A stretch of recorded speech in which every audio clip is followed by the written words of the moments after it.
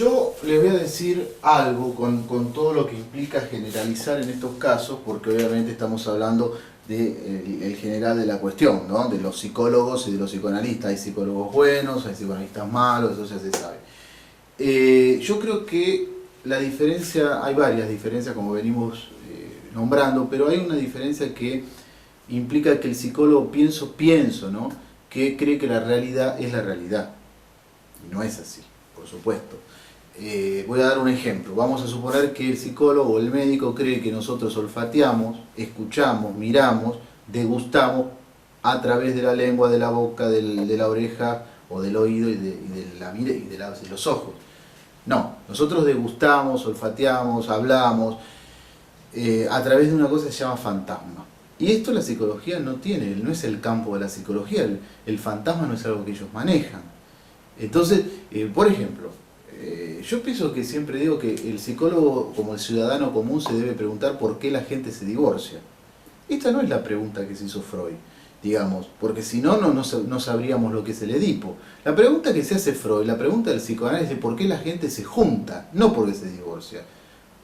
El Edipo, entre otras cosas, quiere decir, el Edipo o el nombre del padre, quiere decir que las pulsiones son parciales. Para hablar de las pulsiones, porque en realidad, que esto también es algo que el psicólogo desconoce, hay una sola pulsión que es de muerte, y más en la clínica, que es el único lugar, por otro lado, donde se puede hablar de todo lo que se está hablando.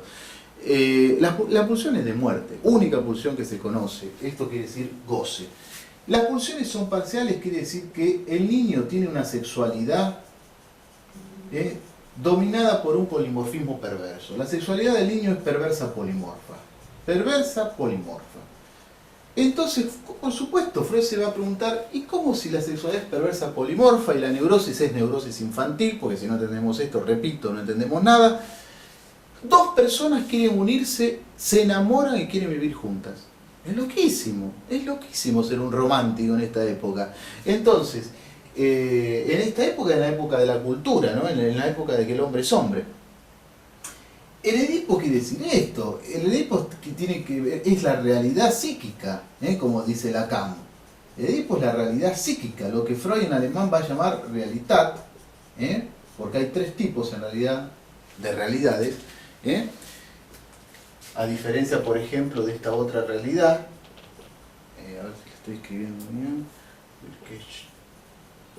que es la realidad material, pero, digamos, este es el tema, que esto remite inmediatamente a un goce, remite a un cuerpo de goce, que como dice Lacan, en el seminario, aún con acento, no como lo tradujo Paidós, tiene que ver con un goce más todavía, porque Lacan va a jugar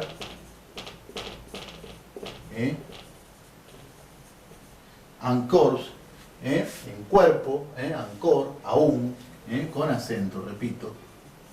¿Qué sabe de esto el psicólogo? ¿Qué sabe la medicina de esta falla, como nombra Lacan, epistemosomática? No epistemofílica, sino epistemosomática. ¿Qué sabe? ¿Qué sabe de este cuerpo de goce que inmediatamente remite a algo que tiene que ver con la sexuación del sujeto?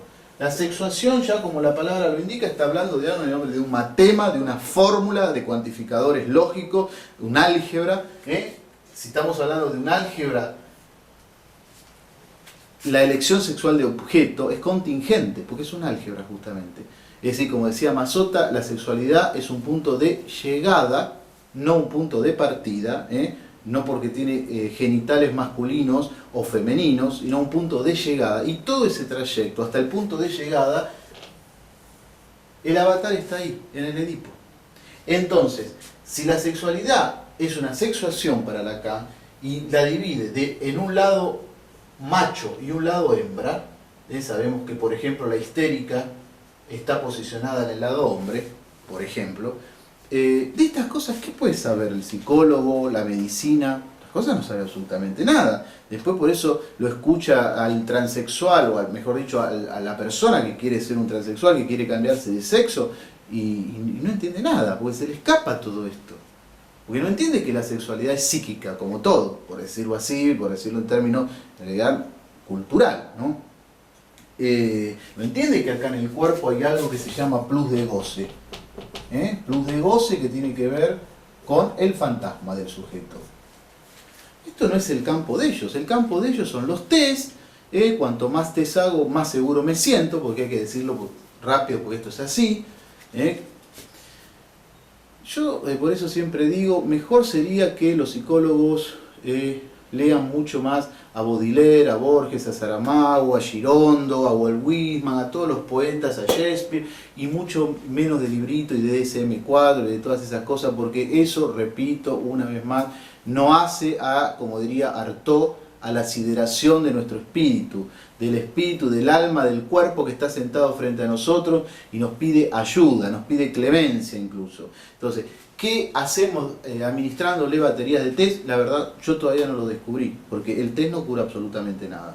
Estoy totalmente de acuerdo con la opinión de Manoni, que creo que ya se los dije, donde dice que el test asegura algo para el profesional, y sobre todo para lo que implica la política del test en las empresas, ¿no? Ese es otro tema. Entonces, la clínica es totalmente diferente. Y hay un hecho fundamental que nos diferencia, que es el saber. El psicólogo tiene un saber que maneja. Nosotros sabemos que el saber lo tiene lo inconsciente de cada uno de los sujetos. Viene uno, se va, tiene otro saber al que va a venir. Entonces, es diferente tener un saber, una lista de preguntas, con quién vive, esto que el otro, a decirle una sola cosa.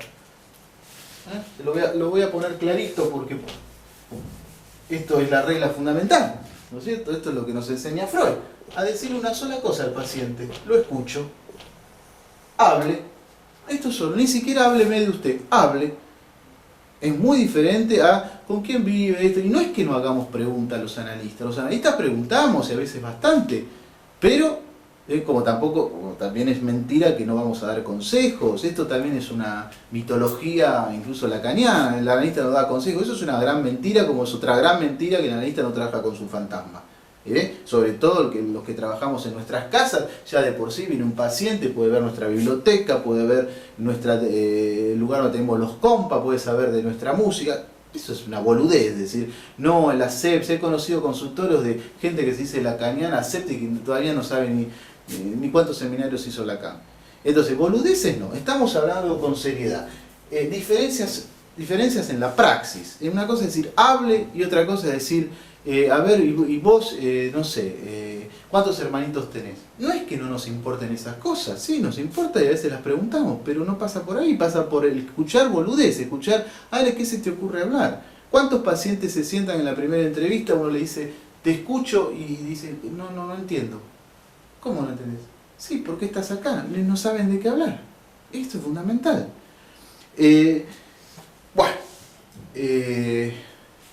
Digamos, tenemos que entender que lo inconsciente es un lugar de saber.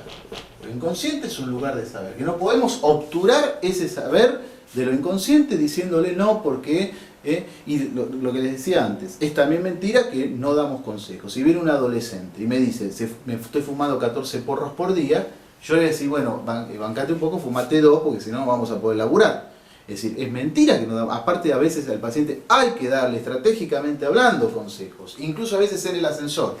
Y hay que ver si cuando sube o cuando baja, porque es diferente. Que un paciente suba en el ascensor cuando viene a nuestra consulta, decirle incluso interpretaciones, que decírsela cuando se va. Es totalmente diferente.